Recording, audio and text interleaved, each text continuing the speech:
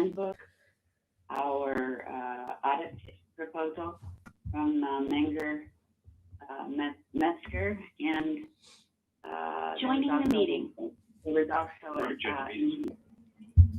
hi, Greg. Good morning. There was also an email on historical costs. So those are the documents that have been sent out prior to the meeting. Did everyone get those? Yes, I got one. Thanks to Robin's efficiency. Yeah, right. Well, we got her packet about a week ago, and then again last night. Exactly. Yeah. That's So efficiency. we have no excuse for not having read the material. Okay, well, I will, okay, are we streaming this? No. Yes, we are. We are. Okay, well, let me know when you're ready. We're ready. We're good. Okay, I'll call the meeting to order, and I'll ask for the approval of the minutes of our March 10 meeting, please. Motion. Thank you, Troy. Is there a second? I'll second. Thank you, Rhett. Any additions or corrections? If not, all those in favor say aye. Aye. Aye. Opposed? Okay, motion carries. Well, the big item on the agenda is to review the RFP process that we've gone through, the responses that we have received or didn't, and you know, looking at the proposal from the one company, Mango, Metzger, and Barr, who did respond, they've been our auditors this year. And I guess we're looking to increase, instead of doing an annual RFP, to get one out there for 4 years, with a 5th year as a potential opportunity as well. And that's the way the RFP was issued, and the way our one responder responded was for that term. We also want to talk about the employee handbook update that was mentioned in last year's audit, that we should be, our handbook was outdated, and that we should be getting it updated. And I know, according to Robin, Allison worked with Paychex, our payroll provider, to get it updated.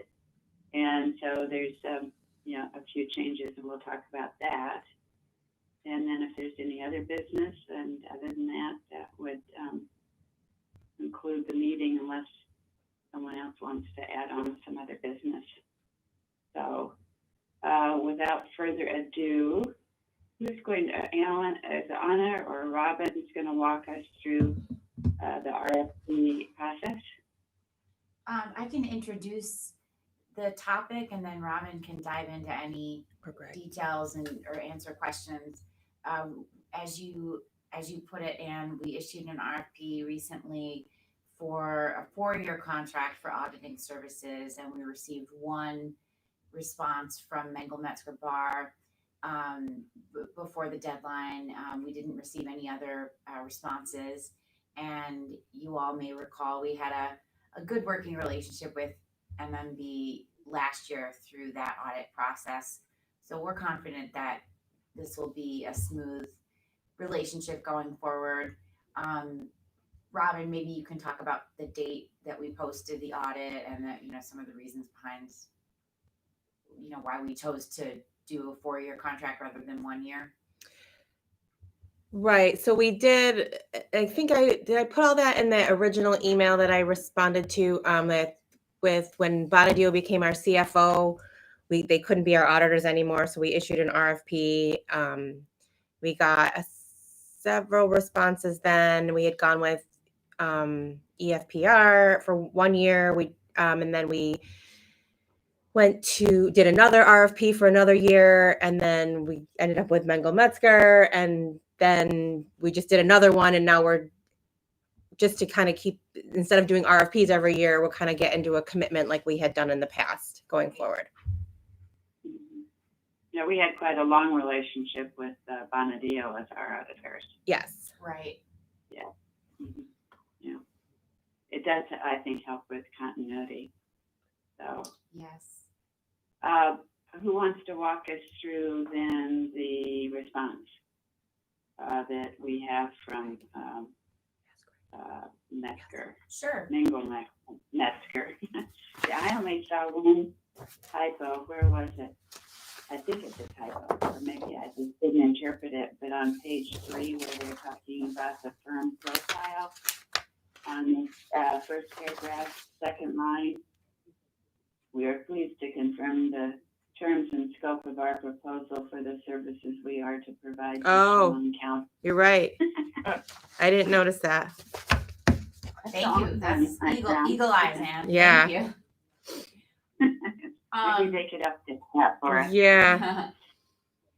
How is Greg on the line?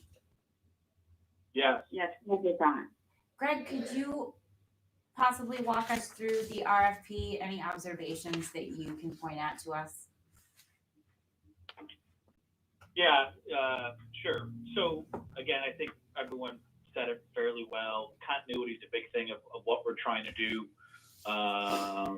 And certainly not doing RFPs every year would help in this situation. And I think it was Troy or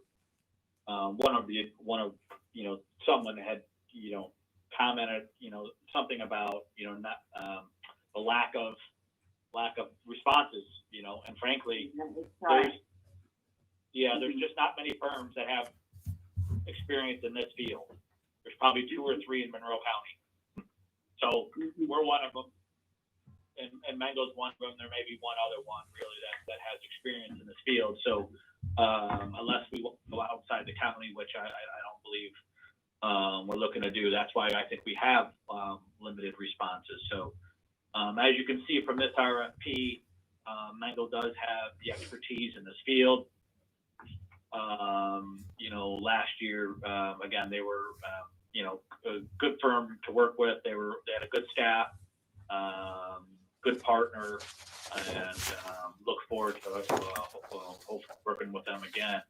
If you focus on the fees page, I know we all want to look at managing that. Again, basically for 20, their fees flat, right? So compared to what it was at 19, it's the same, and they're basically a 3% increase over the next 4 years with a 5th-year option. So I think that's pretty standard and pretty good for the organization as we move forward. So unless someone wants to get me go in a lot more detail, I think that kind of really sums up the process and the RFP.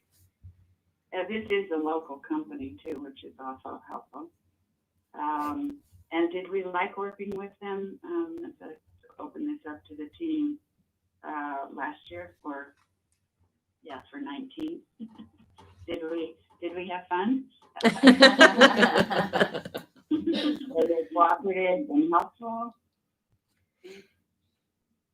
Yes, this is Robin. Yes, I would say they were easy to work with, and they came at us and asked us questions that hadn't been asked before. So it was a good, I don't want to say eye opener, but it was a good kind of checks and balances from what we had been used to from auditors. It was, Greg dealt with them more than we did internally because Greg keeps the books, but if he has anything to add, but that was kind of our feeling here. Yeah, and that's, again, first year auditors, and they'll dig a little bit deeper and get a feel for the organization processes, and so that hasn't happened in a few years because at least last year, because again they're new, right? So they need to understand the logistics and people processes. So it was good. They're very amicable, good team, right? Not just one person, which we like, in case there's something happens to one individual. So all in all, I think it was a good working arrangement and continuity. We're looking to improve on that as we go forward and continue to become more efficient in that process with them. Did they keep you engaged during the whole process? Greg, I mentioned Robin and team on the ground were working on the day-to-day aspects of it, but were you engaged, in terms of your time? Yeah, quite a bit, Ann, because, again, a lot of the schedules and things, come from us that they request. And obviously, part of our engagement is, we can help make that a little bit more efficient than it has been in years past. We're kind of doing the accounting a little bit more on what we call GAAP basis versus, purely cash basis. So we've had a couple year transition to do that. But again, we're very involved in the audit, in all the communication, but certainly with help with Robin and Anna and the team, putting that together. So this year may be a little bit different with working a little bit more remotely, but we don't anticipate any significant changes in timing or with that respect. So who do you interface with? Is Tom Zuper? We interface. I and the team really interface with almost everyone on the team. Okay. We'll get questions from their junior accountants or things like that. But hey, we'll look for this information. But again, we interface with everyone on the team. But who's principally who is most involved? If we wanted to, I guess they're not joining us for this call, but who is the lead person for our partner for our audit? Pardon? Yeah, Tom Zuber's the partner and the lead. Yeah. So if we had him join our board meeting, to confirm this proposal engagement, would he be the one that would attend? Yes. And so that's tomorrow. He's planning on attending. We did not extend an invitation, but we will do so today. That's a good, thank you for pointing that out, Ann. That was my oversight. There's, well, thank you. But from a day-to-day, rolling up shirt sleeves, going through the files, is there any one person that, like Robin, works with on site, or is it Tom, or like you say, just a scatter approach of a lot of people? Yeah, again, I would say that they have a team, just like which is the normal process. The staff accountants, seniors, and managers are the ones really, digging in. And here, that we get questions from, when we have correspondence, it's basically their whole team and our whole team, and we'll comment on, okay, hey, Robin, you handle this, or we'll handle that, and we'll upload information to their portal. But it's really their team type of thing, 3 or 4 people, and our team, which is our team and Robin and a couple folks over there. But that's kind of how the process works with information. Okay. Who's Robin's contact? You? Well, I think it's really like Greg said, it's like everybody's always, their team and our team are on every email that goes back and forth. Everything's a reply all. But everything, oh, really? Okay, I was going to say, so if you had a question, you wouldn't necessarily have a key contact that would be your line of communication. You'd pick up the phone and call them. Well, this is Rachel. Oh, go ahead. There was a 3-person team that moved into the office, and there was a gentleman, I can't think of his name, that was kind of the lead of that 3-person team. But as Robin said, it was really at all hands on deck as far as email correspondence. But the lines of communication, I think, went from Tom at the top and Greg, and then kind of trickled down through that 3-person team that was on site. I see. And did that work well for our team? Yes, it did. We had access to the right people, and okay.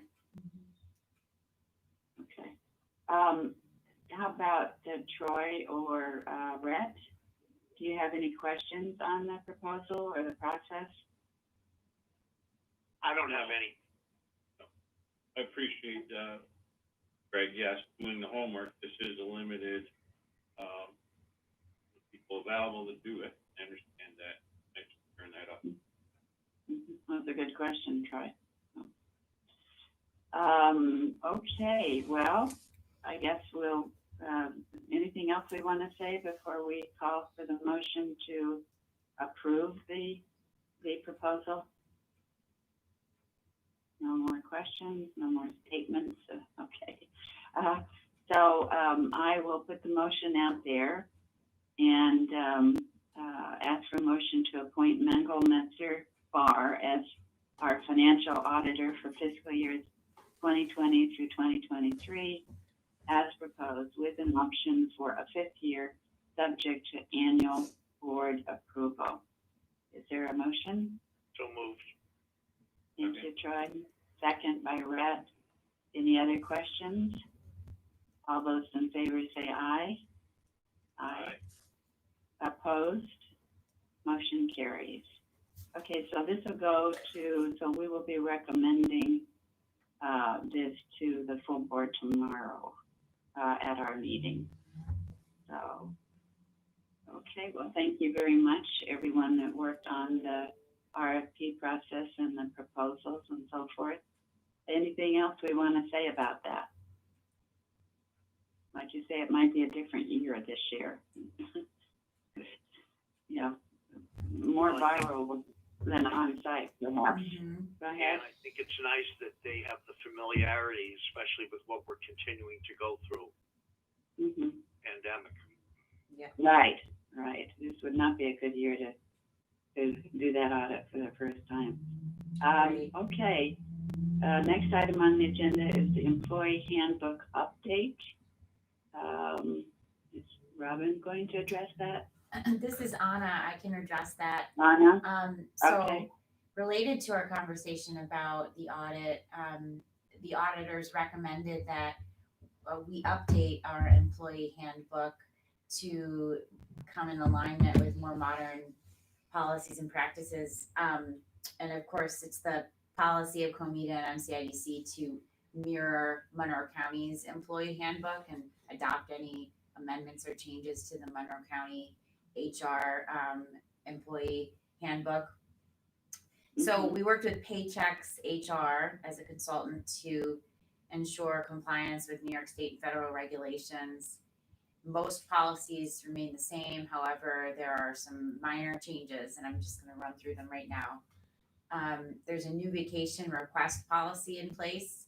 Requests can be digital now rather than submitted in paper copy. We're providing 4 hours annually now for cancer screening to mirror county policy. Also, to mirror county policy, we're providing that tuition reimbursement has increased. Also, sick accrual will no longer be limited to 200 hours. And we also, on your sister board, has voted to offer a 401k policy to MCIDC policies rather than deferred comp. So that doesn't apply to COMIDA, but it's a significant adjustment. And with that, I'd open it up to discussion. Robin, if I missed anything, please point out any omissions. Okay. Any questions or comments?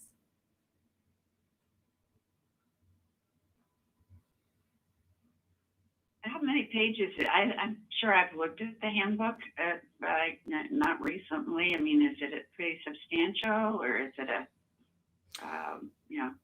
So, and the handbook that we had been using for years and hadn't been updated since what, 92. 1990? Oh, really? 92 or 93. Yeah, It's pretty old. Since the Robert 90s. Stevens. It was basically a 3-ring binder. Now working with Paychex, it's electronic now, so changes can be made relatively easy if needed. And it's, going with Paychex, we were able to make sure we're up to date on all New York State and federal regulations. And as those change, we'll be able to adapt those as well. So employees will get a copy of the new handbook January 1, when it'll go into effect. And There you go. Yeah. it's how many pages would you say it is? probably like 50. It's thick. Probably about 50 There's pages. probably 10 pages of COVID stuff Oh. in there right now, which will all come out when COVID's done. So there's a lot of gobbledygook state regulation stuff that was not in there before that we need to have in there. So now we're actually in compliance if anybody ever comes from the Department of Labor and audits us or something. Is that Allison? Yes. Yeah, thank you. So if someone comes down with COVID, do they use their normal sick days for that, or how does that work? So we'd have to, there's a whole half pay and COVID relief and pay, there's an extension to the Paid Family Leave Act. I would honestly have to read it more closely if it ever happened. But yeah, you can use your sick time. And I think that there's an allowance for it, that if you run out of your sick time, there's also some ability to take time off without losing your position. I'm not quite sure about how the pay goes, but that's all. Yeah, it's through FMLA. Yeah. Applying FMLA. Yeah, I would like to know that, because I know some companies just have an arbitrary, 1 week pay for COVID. And then after that, you have to use up your own leave time, or that you haven't used. I can send you, I'll just send you a whole copy of that handbook if you would like that. I can send everybody a copy of it if they want it. The COVID policy is only actually in effect until the end of the year. I don't know if they're going to be doing another round of it or something, but for now, the policy expires December 31st. I guess you could send it to us electronically. Sure. And we could review it. Yeah, I can do that. Is that okay with Troy and Red? Yes, it is. Yeah, okay, good. Any other questions then, or updates on the handbook? Sounds like we're moving into the modern age. Mm-hmm. Yes, we are. It's interesting. You get a new team involved and you've got different eyes looking at it, and we auditors, mentioned it. It's helpful to have fresh eyes and a new look, and to freshen, all of our materials. Is there a question? Oh, that just that. Okay. Anything else on the handbook? All right. Is there any other business we'd like to bring before this committee? I have a question. This is Troy. So Yes, Troy. we're just going to oversee the handbook right now, but anything added in you mentioned 401k and some increase in, is that something that has to go in motion to the board, or how does that work? How's that process going to work? That was a motion through the MCIDC board that passed last week. This board doesn't have to vote on anything related to a 401k. COMIDA employees are, they receive the pension with in alignment with the county. Gotcha. They're in that program. No, I'm advocating that they do get more, but I just didn't know if it was us or if it was going to have to go through the whole board. I know we talked about wages in the past. So the tuition reimbursement was, I think that it was back from the 90s that we had in our handbook. The policy has always been to follow the county with that. So it's really just, we updated the number. I think it was a difference of maybe $200 or $300. And then for the 401k, MCIDC doesn't have any sort of retirement or contribution thing. COMIDA employees are in the pension, so we automatically get, money put in by COMIDA. For MCIDC, we wanted to be able to match something for the two employees. So that was just on the MCIDC. Nothing will change on the COMIDA side as far as retirement goes. Right. Yeah. Okay. We're always going to keep working for you ladies. You got to understand that. We appreciate it. Thank you. Just got to let us know what the trends are, and we got to keep ahead and equal to. That's all. Yes. Right. That's right. A lot has changed since 1992. Yeah.